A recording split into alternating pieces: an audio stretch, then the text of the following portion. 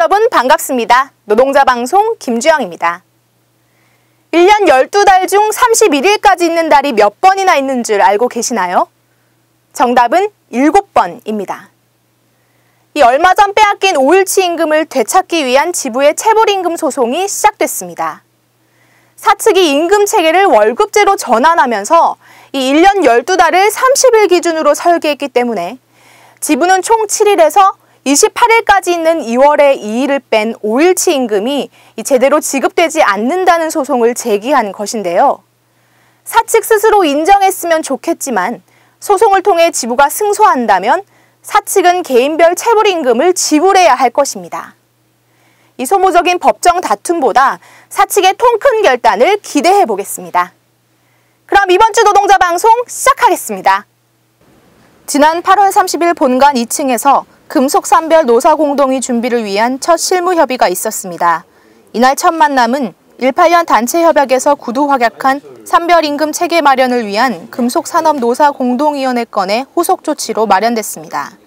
노측은 정일부 금속노조 정책기획실장, 하영철 정책기획국장, 권호룡 지부기획실장이 참석했으며 사측은 김진택 노사협력실장과 나승원 노사기획팀장이 참석했습니다.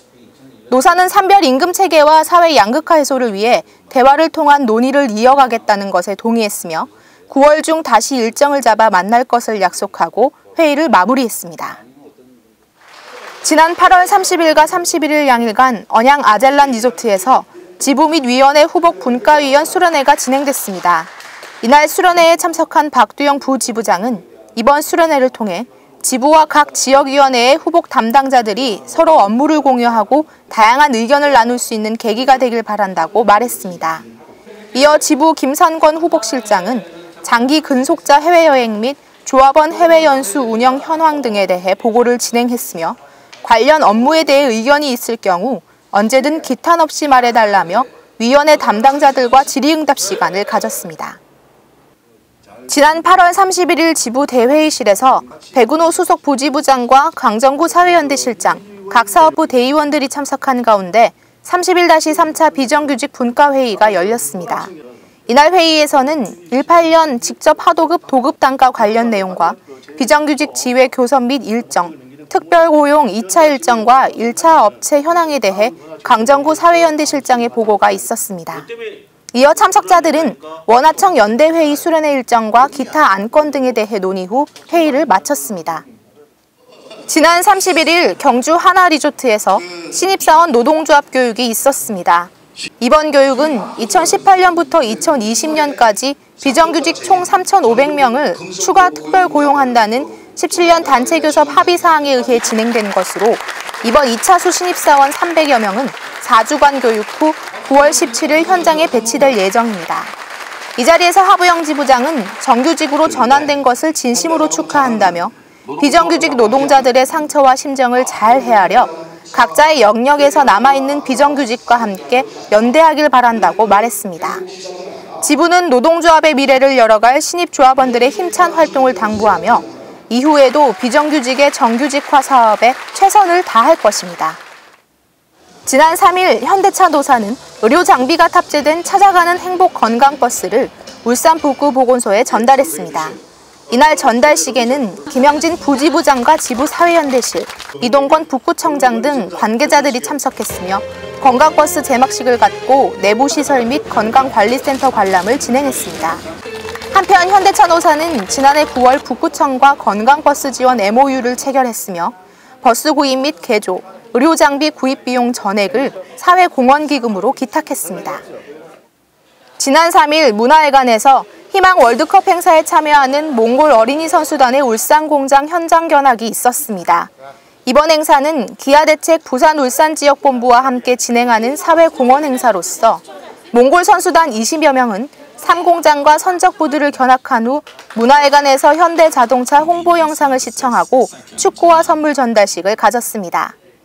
희망 월드컵은 10개국 120여 명의 아동들을 한국으로 초대해 축구 경기를 진행하는 나눔 프로젝트로 이날 일정을 마무리한 몽골 선수단은 서울에서 경기를 치른 후 18일 출국할 예정입니다. 지난 5일 지부 소회의실에서 31-3차 지부 여성위원회 회의가 진행됐습니다. 지부 황지선 여성실장은 지난 상반기 진행됐던 각 사업부별 간담회 및 수련회 결과와 하반기 예정된 금속노조 여성조합원 수련회, 지부 여성간부 및 여성활동가 수련회 일정 등에 대해 보고했습니다. 각 지역 여성위원회 대의원들은 여성조합원들이 겪고 있는 고충사항을 토로하며 현장 내에서 여성 노동자들이 소외되지 않도록 지부가 적극 개입해 줄 것을 당부했습니다. 한편 지부 여성실은 여성 간부들이 조합원으로서의 권리와 의무, 역할을 다하며 역량을 강화시켜 나갈 수 있도록 다양한 교육 프로그램을 지속해 나갈 것이라 밝혔습니다. 지난 5일 민주노총 울산본부는 시청 앞에서 하반기 총력 토쟁 승리를 위한 결의대회를 갖고 고강 알루미늄 및 미원화학 토쟁 승리 결의를 다졌습니다. 이날 결의대회에는 김영진 부지부장, 윤동현 부지부장 등 지부 상집과 활동가들이 참석했으며 하반기 총단결 투쟁을 위해 민주노조를 사수해 나갈 것이라는 윤한섭 본부장의 대회사를 시작으로 권도형 미원화학 지회장과 강태희 고강 알루미늄 지회장의 투쟁사가 있었습니다. 노동자 생존권 사수와 대화에 나서지 않는 고강과 미원 사측을 규탄하는 집회대우는 고용노동부 울산지청까지 행진 후 집회를 마무리했습니다. 지부는 지난 17년도와 18년 단체교섭 기간 동안 발생한 파업 적립금 2천만 원을 구미 KEC와 노동자 쉼터 인드라망에 전달했습니다. 경제적, 사회적으로 어려움을 겪고 있는 장기투쟁 사업장 동지들과 이 지속적인 연대를 위해 현대차 지부가 그 책임과 역할을 다하고 있는 것인데요. 거대 기업이나 국가라는 골리앗을 대상으로 이 힘겹게 투쟁하며 살아가는 노동자들과 연대하는 것은 결국 노동이 존중받는 사회를 함께 만들어 나가는 길일 것입니다. 이번 주 노동자 방송 여기서 마치겠습니다. 감사합니다.